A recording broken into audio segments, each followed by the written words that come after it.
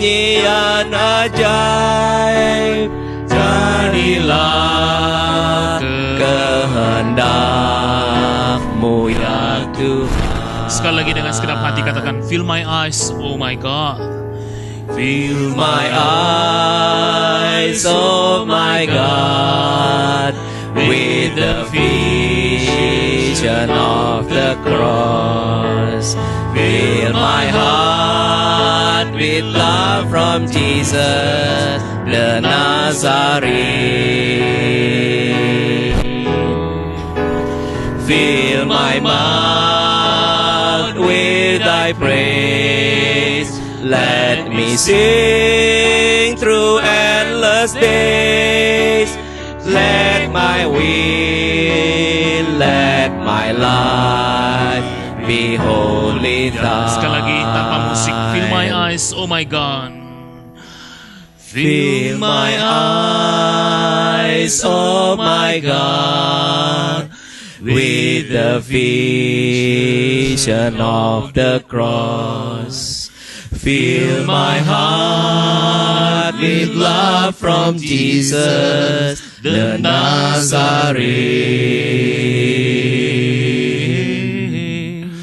Fill my mouth with thy praise. Let me sing through endless days. Take my will, let my life be wholly thine. Fill my mouth with thy praise. Fill my mouth with thy praise. Let me sing through endless days. Take my will, let my life be wholly thine. Take my will. Take my will, let my life be wholly thine.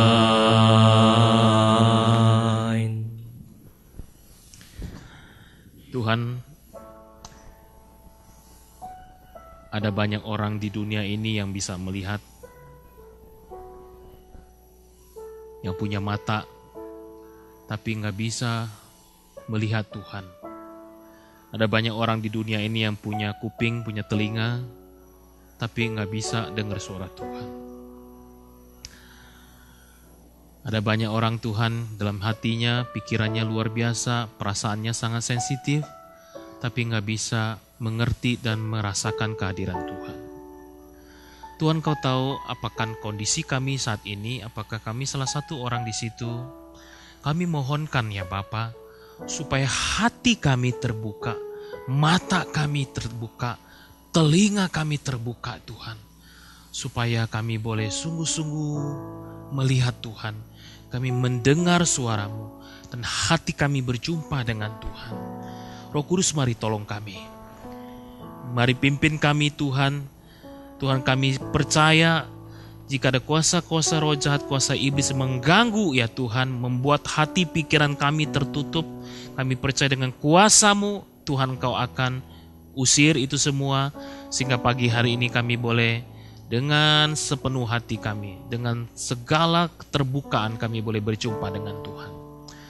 Tuhan, bersabdalah, kami mau mendengar ya Bapa. Kami percaya pada pagi hari ini Tuhan mau nyatakan kehendak-Mu dan kami akan penuh sukacita. Kami akan pulang nanti sebentar mengakhiri ibadah ini dengan hati yang berbeda, dengan hati yang baru dari Tuhan. Di dalam nama Yesus Kristus kami berdoa. Amin. Amin. Shalom saudara-saudara. Kita ini masih tahun baruan. Ya, minggu pertama kita bahas tentang fokus hidup. Kalau kita ibarat hidup itu seperti kamera, kita mau jepret, mau motret itu kita mesti tahu arah. Kalau udah tahu arah, kita perlu fokus juga. Dan kita bisa peroleh itu kalau kita fokus sama Tuhan. Nah, minggu lalu kita belajar lagi satu hal, masih ingat? Aduh, khotbah minggu lalu tuh. Masih ingat tentang apa? Halo, Om Tante. Berjalan di air. Siapa yang berjalan di air? Yesus dan Petrus. Bagaimana bisa berjalan di atas air? Petrus yang bisa berjalan di atas air ternyata akhirnya tenggelam karena apa? Dia kurang percaya. Yesus bilang apa? Mengapa kamu kurang percaya? Kita bisa berjalan di atas air, bisa bersuka cita di tengah badai ketika fokus kita terus sama Tuhan. Nah, hari ini satu topik lagi untuk kita menjalani sebagai persiapan bagi kita untuk menjalani 2016. Saya kasih judul Mohon Hikmat. Belum muncul. Nah, permisi tanya Om, Tante, saudara-saudara sekalian. Kalau kita ulang tahun, biasanya ketika dikasih kue ulang tahun, gitu ya, siapa yang siapin ulang tahun, sebelum tiup lilin, apa yang kita biasa lakukan? Make a wish, oke? Nah, tahun baru ini, let's say, katakanlah Tuhan ada persis di depan kita, dan Tuhan tanya sama kita semua, saudara dan saya, mau wish apa? Hari ini di tahun baru, kita ini punya wish apa?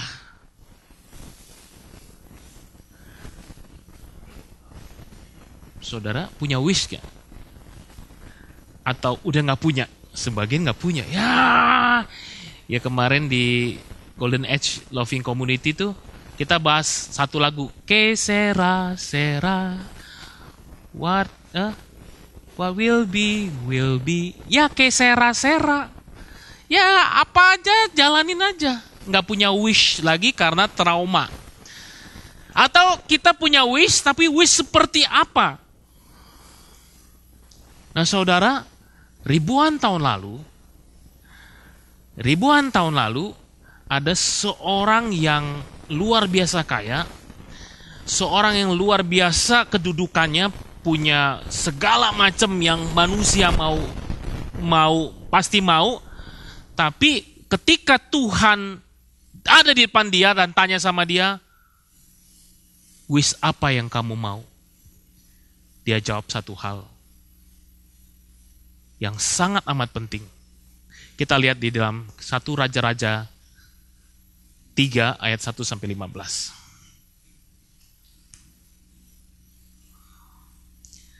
1 Raja-Raja 3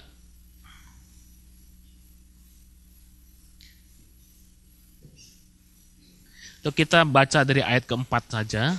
1 Raja-Raja 3 ayat 4 sampai ke 15. Kita akan bacakan bergantian. Mohon saudara-saudara bacakan yang ganjil, saya yang genap. 1 Raja-Raja 3 ayat 4. Oke.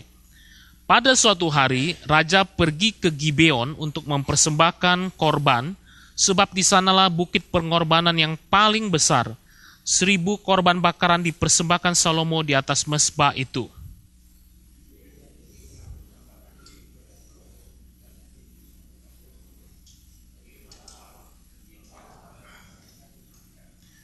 Lalu Salomo berkata, Engkaulah yang telah menunjukkan kasih setiamu yang besar kepada hambamu Daud ayahku, sebab ia hidup di hadapanmu dengan setia, benar dan jujur terhadap engkau, dan engkau telah menjamin kepadanya kasih setia yang besar itu dengan memberikan kepadanya seorang anak yang duduk di tatanya seperti pada hari ini.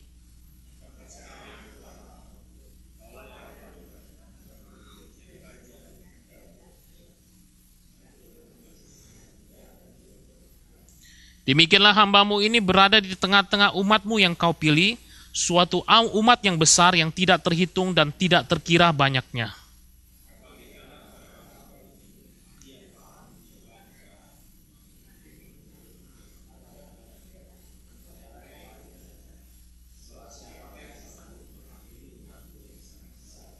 Lalu adalah baik di mata Tuhan bahwa Salomo meminta hal yang demikian.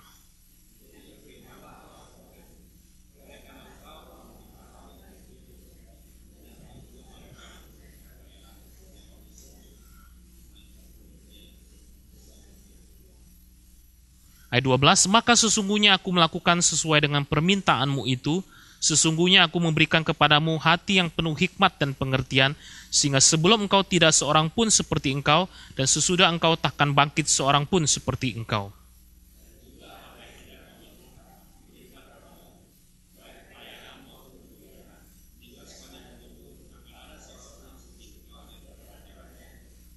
Dan jika engkau hidup menurut jalan yang kutunjukkan dan tetap mengikuti segala ketetapan dan perintahku, sama seperti ayahmu Daud, maka aku akan memperpanjang umurmu.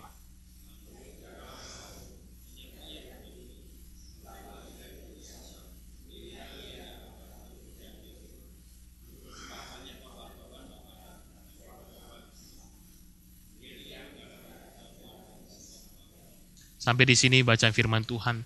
Waktu Tuhan di dalam mimpinya si Salomo tanya sama Salomo, "What do you want?" Apa yang kamu harapkan untuk aku berikan kepadamu? Salomo jawabnya apa, saudara? Salomo mintanya apa? Mintanya hikmat. Kata lain di sini, pengertian hati yang faham. Nah, saudara perhatiin di sini.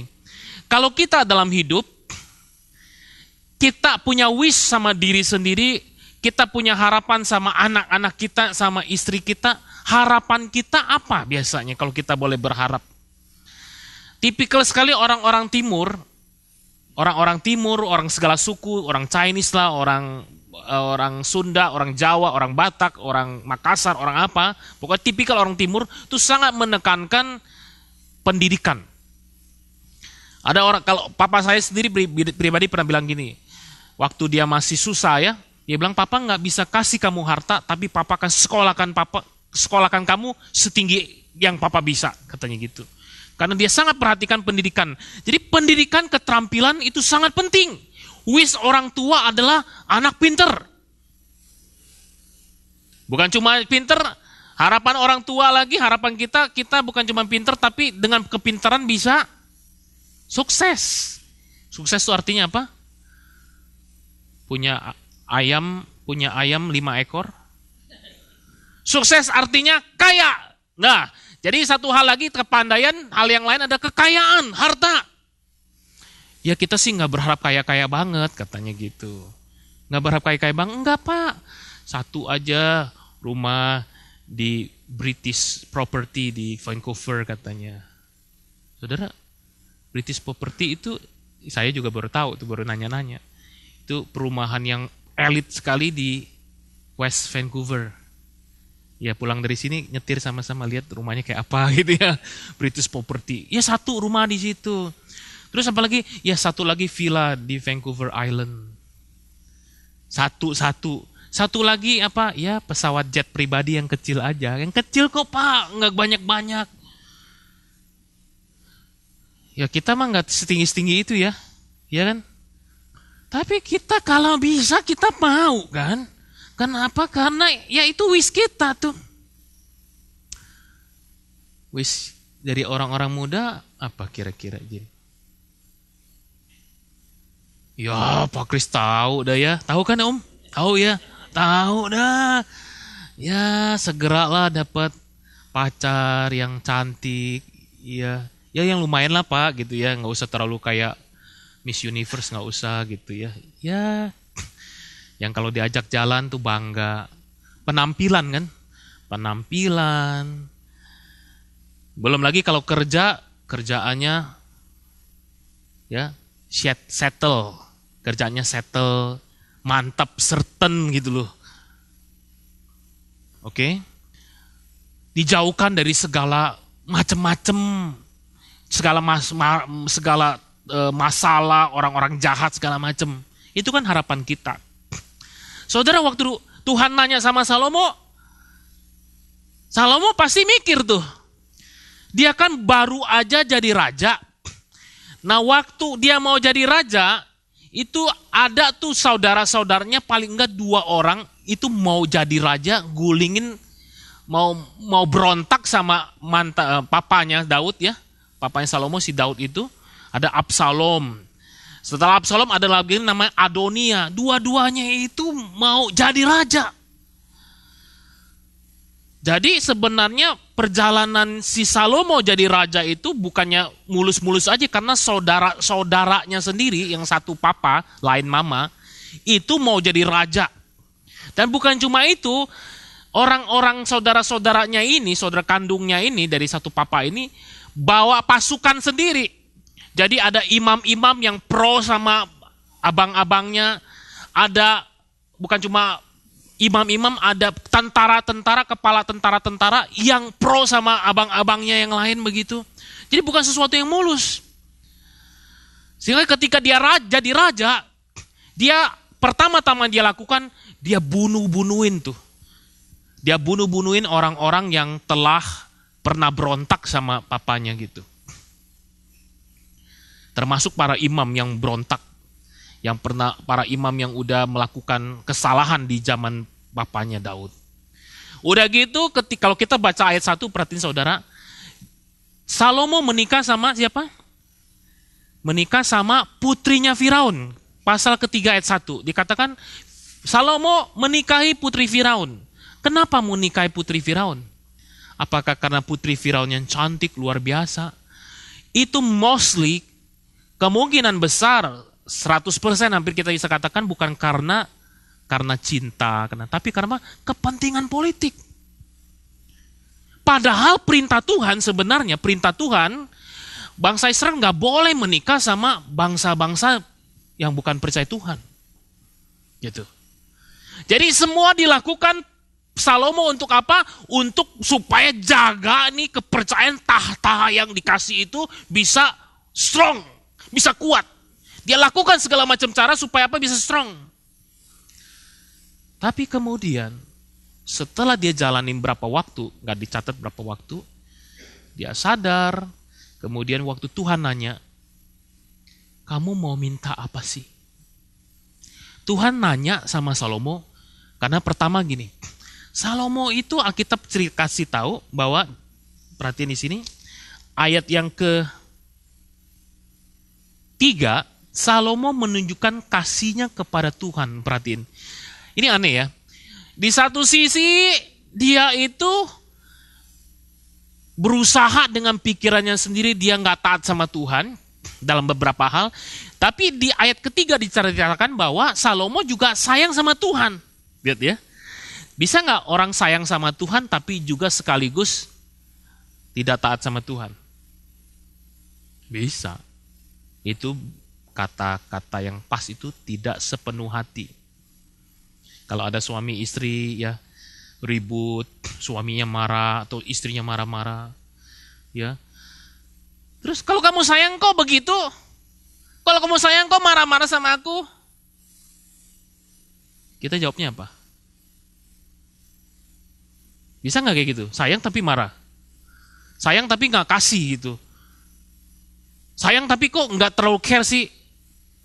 Gue sakit nggak ditanyain. Kalau lu sakit pengennya dimanja, diperhatiin. Papa, gimana sakitnya? Kalau gue sakit nggak ditanyain. Sakit melulu lu. Sakit udah minum obat tuh. Ngeluh sakit loh. Kalau giliran dia yang sakit ngomel-ngomel tuh pengennya dimengerti gitu.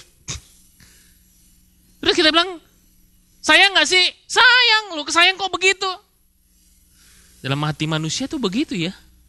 Bisa sayang tapi sekaligus ada hal-hal yang menunjukkan tidak sayang. Nah itu Salomo. Tapi dalam kondisi yang kayak gitu, Tuhan tuh luar biasa ya, perhatiin. Tuhan nanya loh sama Salomo. Kenapa? Karena Tuhan yang angkat Salomo jadi raja. Dan Tuhan sangat menghargai almarhum papanya Daud yang kata Alkitab, orang yang hatinya benar-benar berpaut, benar-benar dekat sama Tuhan, itu Daud. Tuhan sangat menghargai Daud, makanya Tuhan nanya kepada Salomo, apa yang kamu mau untuk aku berikan kepadamu? Nah, yang luar biasa, Salomo minta apa? Minta hikmat. Padahal secara manusia, dia raja yang ada banyak hadapi tantangan, yang butuh banyak segala hal, dia bisa punya pilihan apa? Minta apa? Minta kepinteran, strategi perang misalnya. Dia bisa minta apa lagi? Minta kekayaan yang besar, bisa minta kekuatan pasukan yang besar. Kalau kita bilang perang kan begitu, seorang raja. Kita minta apa? Pasukan yang berang. Kekuatan satu bangsa, misalnya kayak sekarang ya, tergantung apa pada salah satunya adalah perangnya kan, armada perangnya gitu. Yang kedua pada kekayaannya, ya kan, pada hartanya berapa banyak yang dia punya. Bergantung kepada apa? Bergantung kepada kemampuannya untuk ngelawan musuh. Mestinya dia minta itu. Dan tipikal lagi manusia mintanya apa? Mintanya umur panjang. Maka kalau kita lihat film-film silat gitu ya, ya saya dulu tertipu juga ya. Kalau lihat film silat, iya, ada orang umurnya 1000 tahun, makan ginseng 1000 tahun kayak gitu. Kepikiran tuh kan. Ya betul juga, zaman dulu, zaman Alkitab kan ada orang sampai 999 tahun kan. 969 tahun Metusalah itu. Ya hampir 1000 tahun. Orang berpikir umur panjang itu tanda kesuksesan. Dia bisa meminta itu. Tetapi enggak loh. Salomo justru meminta hikmat. Meminta discerning heart. Hati yang paham, kata Alkitab ayat 9 tuh. Minta hati yang paham. Nah ini catatan, perlu dicatat nih. Ketika Salomo minta discerning heart atau hati yang paham, kalau dilihat artinya, kata hati yang paham, discerning heart itu sama dengan listening heart. Wah ini tuh. Discerning heart equal with listening heart. Jadi Salomo minta sama Tuhan yang tanya, kamu minta apa? Terus Salomo bilang, aku memohonkan listening heart. Listening heart itu hati yang dengar-dengaran, yang paham akan pimpinan Tuhan. Hati yang paham ketika ada masalah terjadi, ketika dia memimpin bangsa, masalah terjadi, apa yang harus dilakukan. Listening heart itu loh. Nah, jadi bukan cuma listening heart, Tuhan bilang, ya aku akan berikan kepadamu listening heart, tapi sumbernya dari wisdom. Perhatiin di sini. Jadi pertama-tama yang diminta Salomo itu bukan hikmat. Perhatiin, Salomo nggak ngomong kata hikmat, tapi dia minta pengertian, minta hati yang paham. Terus Tuhan jawab, iya aku akan berikan kepadamu wisdom, hikmat, supaya kamu punya hati yang listening. Perhatiin di sini ya. Jadi Salomo mintanya listening heart, discerning heart. Tuhan kasih, bukan kasih cuma listening heart-nya, bukan cuma kasih hati yang paham, Tuhan kasih tools-nya, yaitu wisdom. Wisdom inilah yang akhirnya menghasilkan listening heart, discerning heart, menghasilkan pengertian. Jelaskan sampai di sini. Oke? Nah, saudara perhatiin di sini. Waktu Salomo minta, Tuhan berespon, Tuhan menjawab. Nah, saudara perhatiin, Tuhan bilang begini, karena yang kamu minta itu bukan buat diri kamu, bukan kekayaan, bukan harta, bukan kekuatan mengalahkan musuh, bukan juga umur panjang, maka Tuhan bilang, aku memberikan kepada kamu hikmat. Nah, saudara perhatiin sini, waktu Salomo jadi raja, umurnya kira-kira baru 20 tahun. Jadi waktu dia berdoa sama Tuhan, waktu dia meminta, kita bisa melihat sikap hatinya kayak apa. Kita lihat ya, dia bilang gini nih,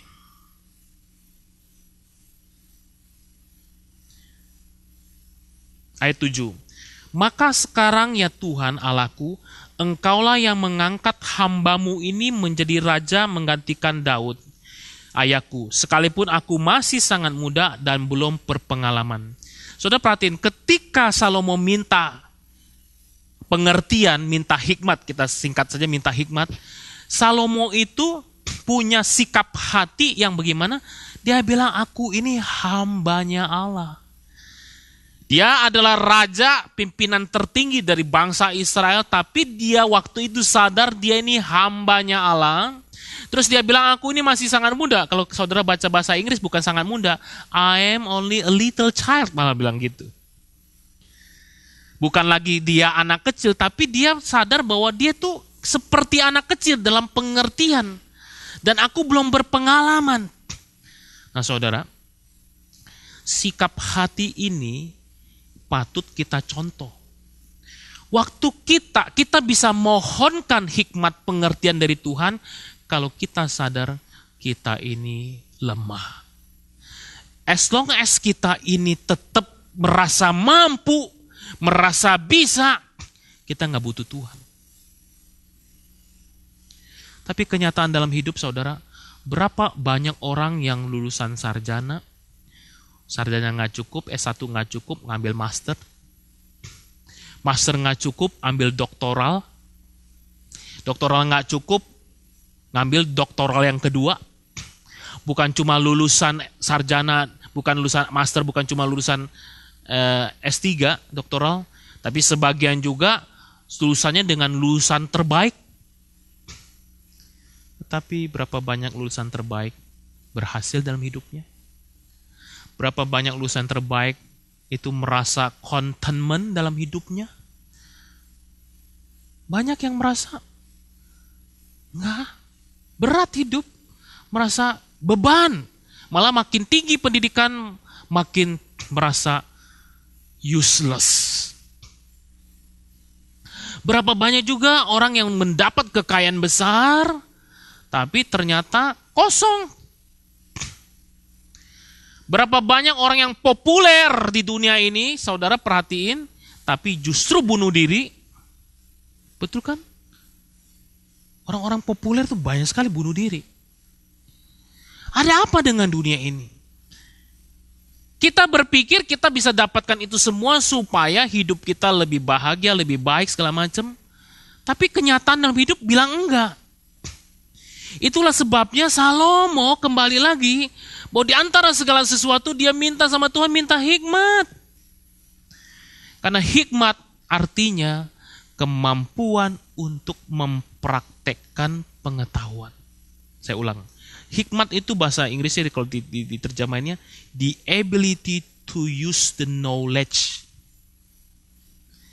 Jadi sekalipun banyak orang punya pengetahuan, dia tahu, dia pinter ini, pinter itu, tetapi kalau nggak punya wisdom itu kosong, saudara. Betul. Sekalipun anak-anak kita disuruh sekolah yang bagus, luar biasa, prestasinya luar biasa, tetapi nggak punya wisdom. Sekalipun kita ini, wah terampil sekali nih, pokoknya hebat sekali ya. Dia dengan tangannya, dia kemampuan berpikirnya, strateginya, sekolahnya luar biasa. Tapi tanpa wisdom, tunggu waktu saja dah. Sekalipun kita luar biasa, punya segala sesuatu, kita merasa, wah ya kalau orang menikah sama aku pasti, pasti ini ya, Yarin ya. Ya, Irin lagi bingung ya. Ya, kalau ketemu sama cowok yang kayak gitu, yang semuanya lengkap, pasti akan, udah dah gak usah pusing sama masa depan. Siapa bilang? Dia punya segala sesuatu tapi gak punya wisdom. Aduh, ntar dia lihat dah kehidupan kayak apa. Karena gak ada hikmat, wisdom. Itu yang membuat apa? Akhirnya bentroklah sama orang lain, bentrok sama pasangan, bentrok sama anak, bentrok sama keluarga besar, bentrok sama mertua, bentrok sama teman gereja, bentrok sama siapa aja, karena nggak ada wisdom. Sekalipun orangnya pinter, kemampuannya luar biasa, kekayaannya luar biasa, sebutlah apa saja, tapi nggak ada wisdom. Salomo minta wisdom. Supaya apa? Supaya dia tahu antara membedakan yang baik dan jahat, membedakan yang benar dan salah, dan tahu apa yang harus dilakukan dalam situasi-situasi yang tertentu. Tiap hari kita bertemu dengan situasi yang berbeda. Saya kalau ngomong sama Pak Gi, berbeda caranya saya ngomong sama istrinya. Cara tipiknya beda. Kalau udah ngomong sama istrinya, berbeda lagi ngomong sama si Jenly dan sebagainya. Dan saudara, itu bukan sekedar kemampuan saya untuk saya mengerti orang. Tapi saudara percaya nggak? Tuhan empunya hikmat, sanggup kasih kita hikmat. Sanggup kasih kita tahu caranya bagaimana gitu. Itu yang disebut dengan hikmat. Makanya hari ini belajar dari si Salomo, Tuhan mau kita minta hikmat. Mohonkan hikmat. Mohonkan hikmat. Nah, waktu Salomo mohon hikmat, Tuhan kasih apa? Tuhan kasih hikmat, betul. Tuhan kasih hikmat, tadi saya bilang, hati yang bisa membedakan. Dan bukan cuma itu. Kalau kita baca ayat-ayatnya, bukan cuma Tuhan kasih hikmat, Tuhan kasih kemuliaan. Tuhan kasih kekayaan, kasih kepopuleran, akal yang luas. Saudara, Tuhan bilang begini, karena kamu sudah meminta hikmat, maka aku juga memberikan kepada kamu kekayaan. Aku akan memberikan kepadamu status kamu gak ada tandingannya. Aku akan memberikan kepadamu akal yang luas. Aku akan memberikan kepadamu bahkan umur yang panjang. Ya, perhatiin di sini.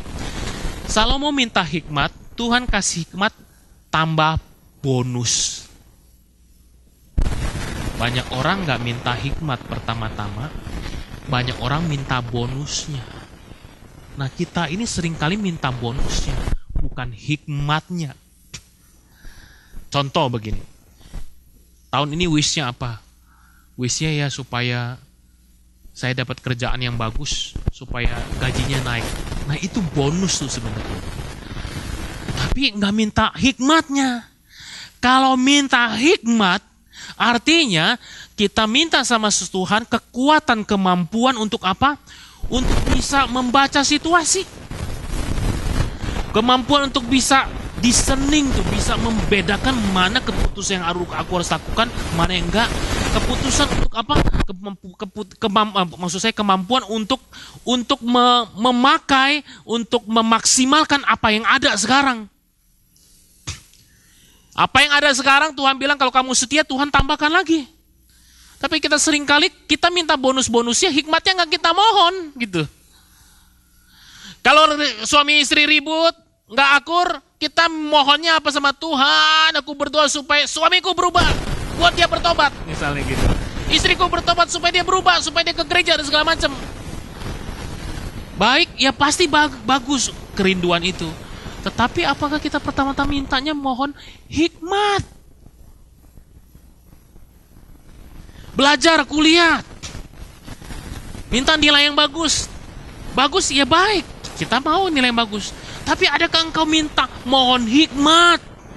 Sehingga apa yang kita pelajari, ilmu yang kita pelajari itu bisa applicable dalam kehidupan kita. Banyak orang belajar bagus, pinter, tapi dalam hidup nggak bisa ngapa-ngapain. Bener. Pinter tapi nggak bisa ngapa-ngapain.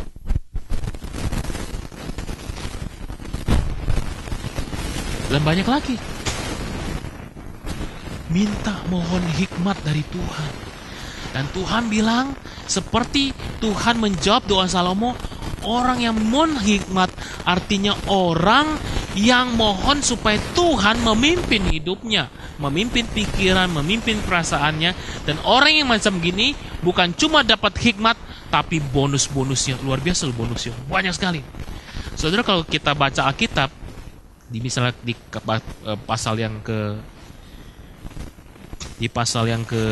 saya nggak catat di sini, pasal selanjutnya dicatat Salomo ini dia nulis 3.000 Amsal. Ini salah satu kitab Amsal. Dia menulis apa lagi? Dia menulis lagu 1.005 lagu. Terus dia menulis puisi-puisi, nggak terhitung. Bukan cuma itu saja, popularitasnya luar biasa, sampai bangsa-bangsa di dunia, raja-raja pada waktu itu datang untuk dengar hikmatnya.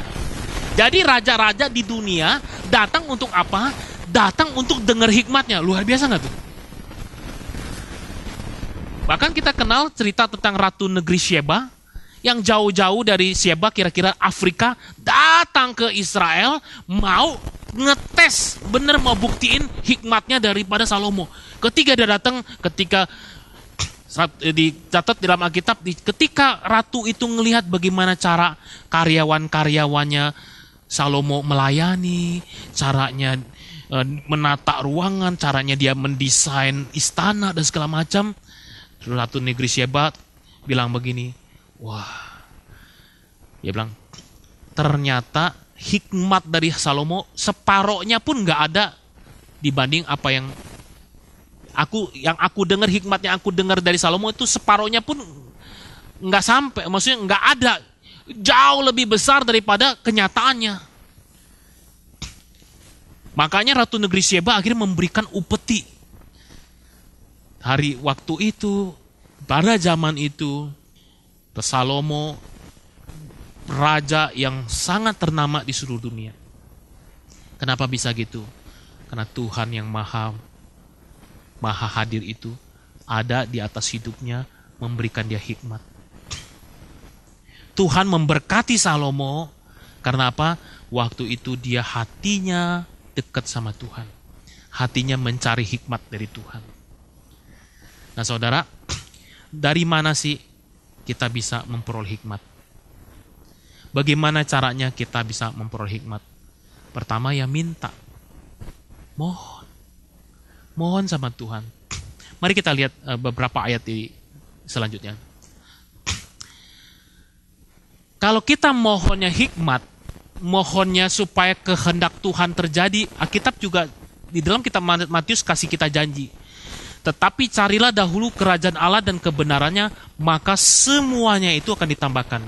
Semuanya itu apa sih? Nah, kalau kita baca Alkitab konteks-konteks ayat-ayat sebelumnya, kita bilang kamu jangan khawatir apa yang kamu makan, kamu minum, kamu pakai, gitu.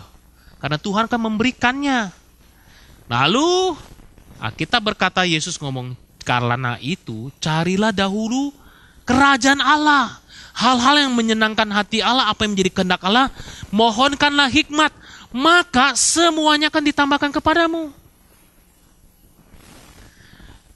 Alkitab bilang begini. Sama-sama bacain 1, 2, 3. Bagi dialah yang dapat melakukannya jauh lebih banyak daripada yang kita doakan atau pikirkan, seperti yang ternyata dari kuasa yang bekerja dalam kita.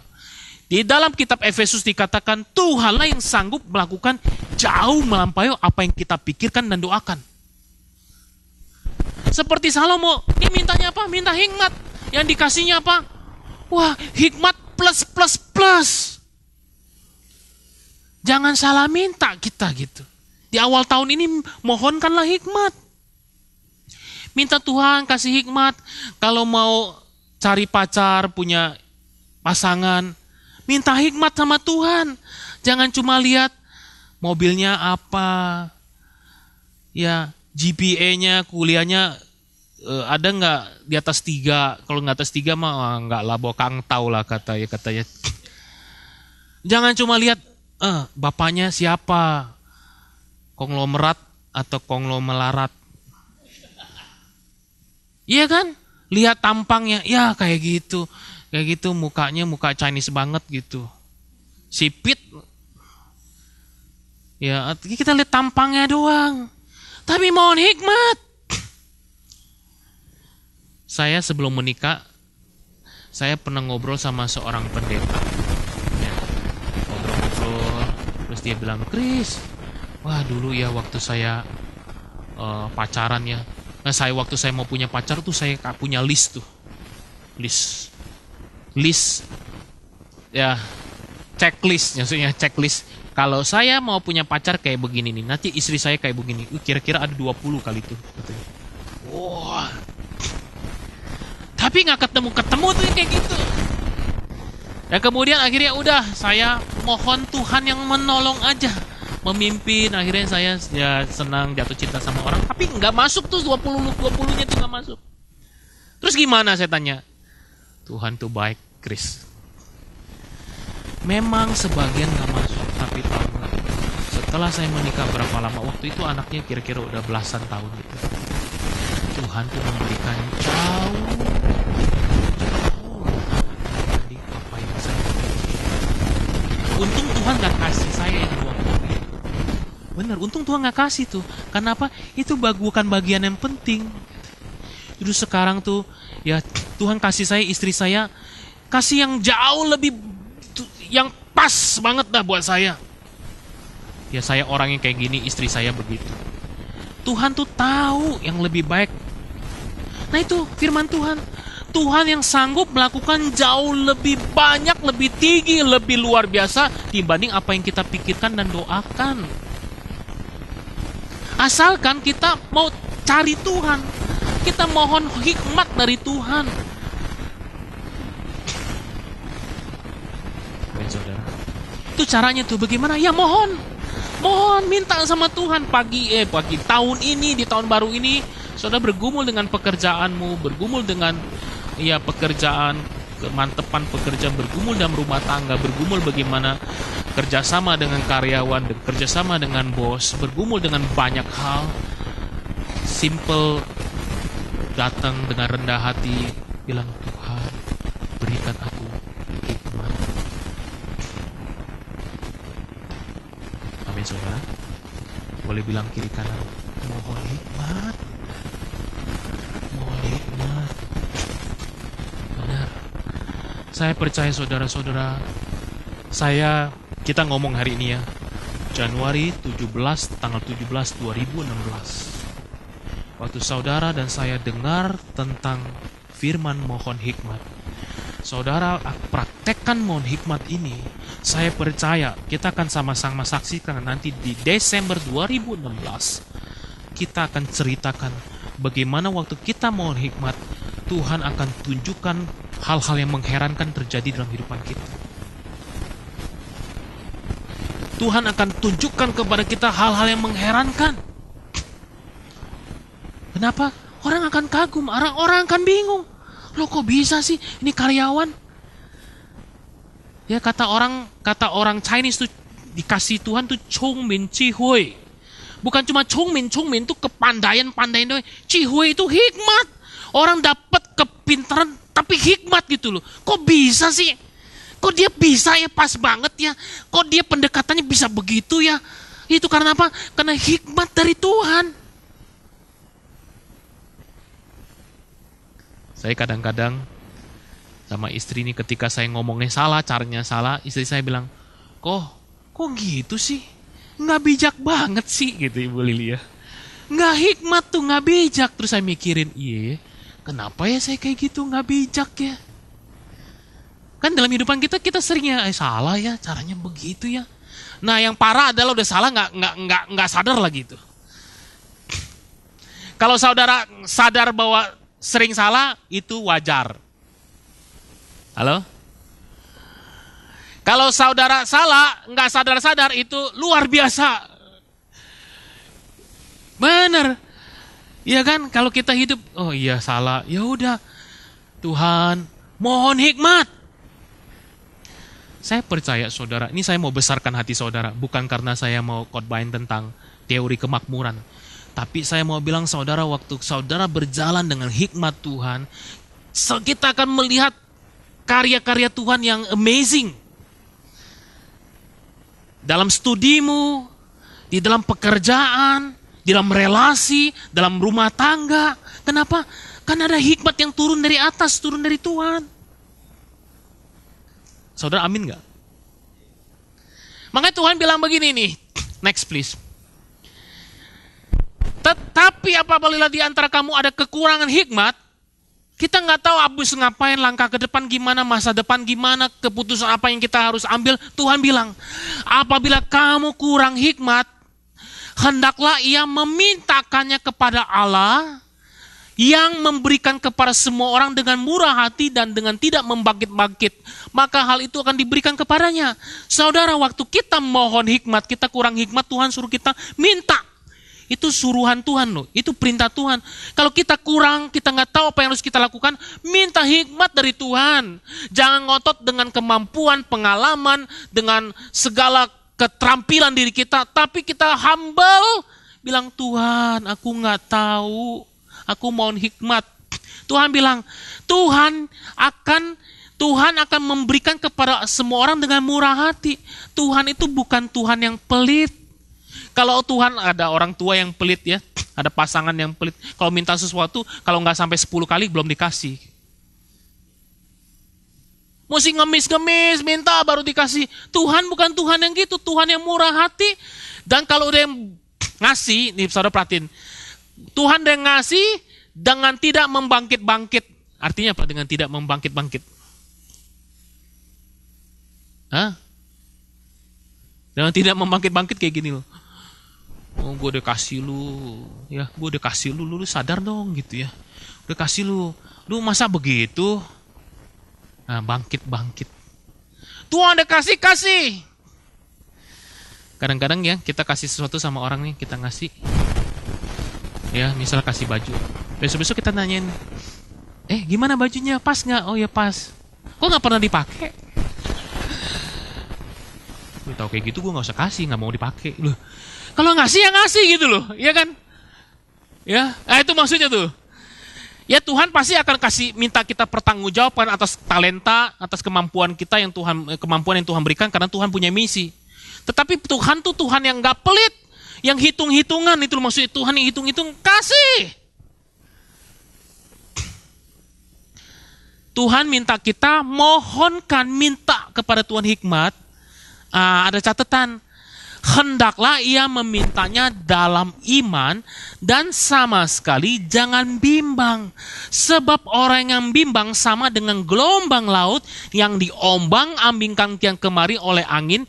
Orang yang demikian jangan kira ia akan menerima sesuatu dari Tuhan. Tuhan bilang, kalau kamu minta hikmat sama Tuhan, percayalah. Tapi kadang-kadang keraguan datang. Kalau ada keraguan datang, kuatkan imanmu. Bilang Tuhan itu setia. Tuhan itu pemurah. Itu loh maksudnya. Tuhan bilang kalau kamu minta hikmat jangan bimbang. Tuhan pasti kasih. Udah mepet waktunya kok. Kayak gak ada jalan. Tetap percaya sama Tuhan. Jangan shortcut. Pasti Tuhan kasih kok. Mintanya jangan bimbang. Percaya. Nah banyak orang kalau berdoa minta Tuhan kasih hikmat. Baru aja berdoa. Udah habis itu udah lupa, udah langsung berusaha sendiri gitu.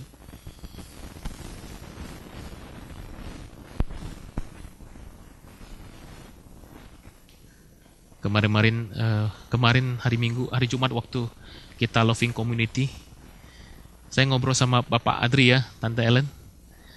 Terus Pak Adri cerita begini, ini bukan satu rahasia, dia bilang, ini si James, waktu itu anaknya Pak Adri, Tante Ellen ada di samping. Ini si James nih waktu hamilin si James. Katanya ini ada masalah nih waktu kehamilannya, betul ya? Ada kehamilannya nih. Ini bahaya nih. Bisa ada bahaya nih. Tapi dia bilang, kami berdoa terus-menerus buat anak ini. Kami percaya Tuhan akan tolong dia. Tapi banyak orang gak bisa tuh. Ada sesuatu yang terjadi yang kelihatannya bahaya, yang kelihatannya bisa merugikan, membahayakan. Habis doa, kemudian nggak percaya gitu. Akhirnya apa? Akhirnya coba segala macam cara, datangi seluruh dokter di Vancouver, datangi kalau perlu sampai keluar Kanada lagi segala macam. Ya nggak salah kita mencari jalan. Ada gitu nggak mentok nggak dapet, akhirnya ujung-ujungnya tanya sama dukun. Kalau ada banyak orang Kristen kayak gitu. Ada sebagian lah, bukan banyak lah. Ya kenapa? Karena waktu mohon terus gak percaya gitu. Alasannya begini, loh kan kita orang et laboran, harus doa, harus lakukan sesuatu, betul. Tetapi cek dalam diri kita, apakah itu karena kita gak yakin? Gitu loh. Apakah itu kita lakukan karena kita bimbang? Tuhan mau kita percaya. Jangan bimbang. Minta sama Tuhan. Mohonkan sama Tuhan. Mohon hikmat sama Tuhan. Next, ayat terakhir. Dari mana kita bisa peroleh hikmat? Tuhan bilang, bersama-sama kita bacain. Permulaan hikmat adalah takut akan Tuhan dan mengenal Yang Maha Kudus adalah pengertian. Saudara, bagaimana kita bisa peroleh hikmat? Minta sama Tuhan, terus Tuhan kasih tahu. Kamu bisa dapat ketika kamu mau takut sama Tuhan. Takut sama Tuhan ini bukan takut seperti kita takut sama api kebakaran gitu. Takut di sini artinya satu kekaguman. Takut di situ adalah satu pengakuan bahwa Dia Allah yang berkuasa. Takut artinya apa? Sadar Dia Allah yang mencintai manusia. Aku mengasihi Tuhan. Takut di sini tuh begitu. Mengenal yang Maha Kudus, mengenal itu bukan tahu. Mengenal itu kata yang sangat dalam. Mengenal itu artinya punya relasi yang dekat. Saya kenal sama anak saya. Saya tahu anak saya nih kalau misalnya mukanya udah pasti dia something. Saya kenal. Karena punya relasi. Nah saudara, itu yang Tuhan mau. Ketika kita dalam dunia di tengah-tengah segala banyak pilihan, ketidakmenentuan di dunia ini, masa depan yang kita nggak tahu apa yang akan terjadi, Tuhan mau kita mohon hikmat sama Dia. Dan kita bisa peroleh ketika kita mohon dan kita terus berelasi sama Dia. Nah saudara, inilah berita hari ini. Mintalah hikmat. Saya encourage rekan-rekan mohon hikmat dari Tuhan. Saya pribadi juga mau mohon hikmat. Ya, tanggalkan sebentar semua kemampuan, kekayaan kita, tapi minta sama hikmat. Kita doakan nih. Wah, Tante Lili mau road test. Ya, doakan. Ya. Tante mohon hikmat dari Tuhan. Ya. Yang kuliah mohon hikmat dari Tuhan. Yang saudara nggak tahu masa depan kayak gimana, mesti gimana, ntar pulang Indonesia harus bagaimana, ntar terusin tinggal di sini harus bagaimana, tinggalin pekerjaan ini cari yang lain atau bagaimana, mohon hikmat. Yang mau cari istri lagi nggak perlu doa, bertobat. Nggak perlu minta hikmat Tuhan mesti nggak perlu hikmat itu, bertobat. Ya. Iya dong, dia sudah jelas itu. Minta hikmat dari Tuhan. Yang senior-senior jalani hidup, kayaknya gak punya arah. Mohon hikmat, Tuhan akan bukakan. Mohon hikmat. Ya mohon hikmat. Saya permisi tanya Om Tante, kalau Tuhan kasih umur panjang, misalnya sampai berapa, umur 90, masa sekarang kita cuma mau diem-diem aja? Mohon hikmat mau ngapain? Ya kan? Mohon hikmat. Kalau enggak akhirnya di rumah cuma apa? Nonton TV aja. Banyak orang bilang, Pak mending menonton TV, ditontonin TV katanya. Karena apa? Kalau waktu nonton TV, yang nonton TV-nya yang nonton ngorok gitu. Iya kan? Masa hidup kayak gitu? Kalau Tuhan masih kasih hidup, masa kayak begitu sia-sia? Enggak, mohon hikmat. Nggak tahu sih mesti ngapain Pak Kris. Mohon hikmat, Tuhan yang kasih tahu pasti. Amin saudara. Saudara yang bergumul dalam pekerjaanmu, ya uang yang terancam akan di PHK, akan di apa? Bahasa Inggris apa? Day off. Mohon hikmat. Amin saudara. Tuhan akan munculkan kebenaranmu seperti matahari tengah hari. Tuhan bilang gitu. Mohon hikmat sama Tuhan. Saudara, saya menggalakkan gereja, bingung, saya sering bingung. Mesti khotbahin apa Tuhan? Tiap minggu mesti khotbah. Belum lagi di komisi, belum lagi di LC. Mesti ngapain Tuhan? Sering bingung, saya nggak tahu. Tapi yang saya lakukan cuma mohon hikmat. Saya nggak ngerti. Saya nggak ngerti kalau ada kasus begitu di dalam rumah tangga, saya harus bagaimana. Saya nggak ngerti ketika anak saya saya harus bagaimana. Yang saya lakukan adalah, Tuhan saya mohon hikmat. Saya percaya, Tuhan bilang jangan bimbang. Tuhan pasti kasih. Amin saudara. Amin. Kita doa yuk.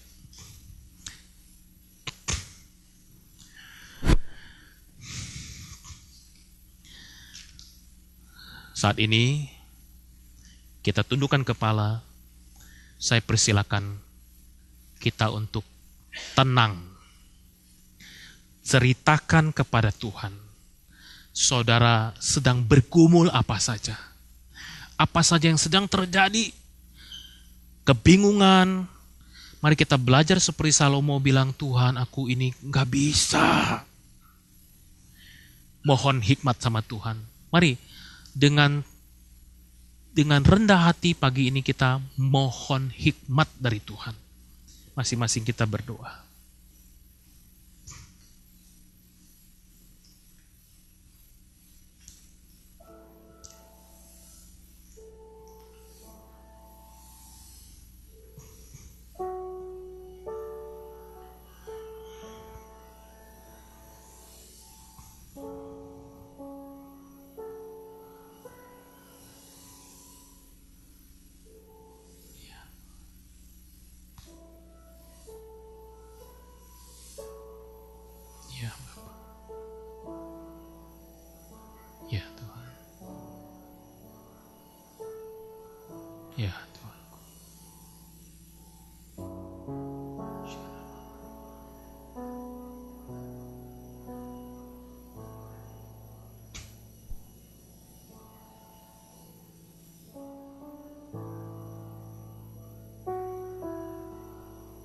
Ya Tuhan.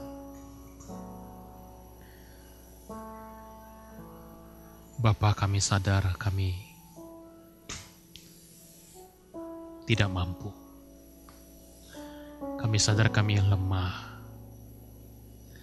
Kami sadar kami tidak bisa punya kendali atas hidup kami. Kami tidak tahu akan masa depan. Apa yang kami pikir bisa menjadi andalan kami, pegangan kami. Kami sadar satu hari itu mudah goncang. Itulah sebabnya pada pagi hari ini Tuhan, kami mohonkan, berikanlah kami hikmat. Berikanlah kami hati yang mencari Tuhan. Hati yang mau dekat sama Tuhan. Karena Engkaulah sumber hikmat kami. Tuhan, di tahun yang baru ini, di tahun 2016, kami datang menyerahkan diri kami. Kami percaya waktu kami memohonkan hikmat dari Tuhan. Tuhan, Engkau Tuhan yang murah hati, akan memberikan jauh melampaui apa yang kami pikirkan dan doakan. Bangunkan jemaat-Mu ya Tuhan. Di dalam nama Yesus Tuhan, aku berdoa biar hikmat dari surgawi turun Tuhan ke atas seluruh jemaat-Mu di tempat sini Tuhan.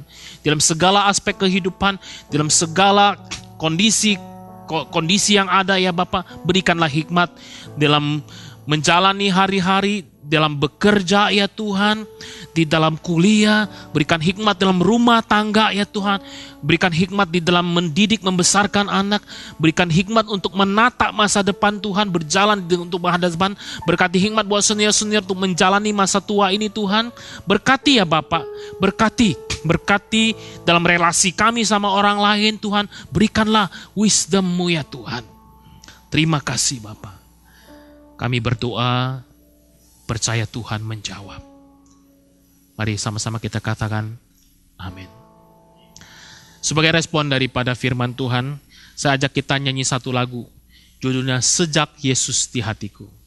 Sejak Yesus di hatiku ada perubahan ajaib. Yakini ya, karena Tuhan yang berjanji, perubahan ajaib terjadi padaku sejak Yesus di hatiku. Ada terang dalam hati, ada wisdom daripada Tuhan sejak Yesus di hatiku.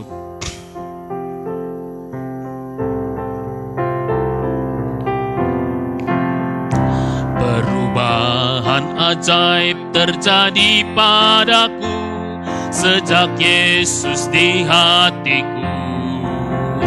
Ada terang dalam hati dan harap penuh sejak Yesus di hatiku.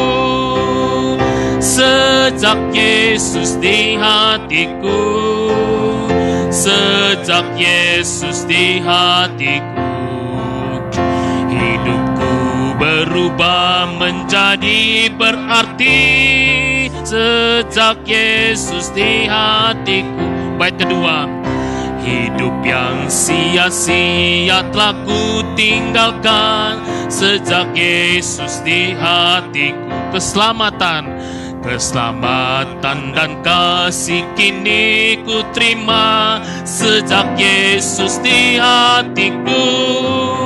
Sejak Yesus di hatiku, sejak Yesus di hatiku, hidupku berubah menjadi berarti sejak Yesus di hatiku. Sekarang ku melangkah dengan sukacita sejak Yesus di hatiku. Tiada keraguan dalam pengharapan sejak Yesus di hatiku. Sejak Yesus di hatiku, sejak Yesus di hatiku, hidupku berubah menjadi berarti sejak Yesus di hatiku. Ayat pertama sekali lagi, berubah. Tunggu bentar. Tahu rendah, naikin satu boleh? Ya. Perubahan ajaib terjadi padaku sejak Yesus di hatiku.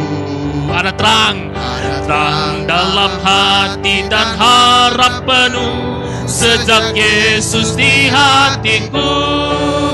Sejak Yesus di hatiku, sejak Yesus di hatiku, hidupku berubah menjadi berarti. Sejak Yesus sekali lagi, sejak Yesus di hatiku, sejak Yesus di hatiku, berubah menjadi berarti. Sejak Yesus di hatiku.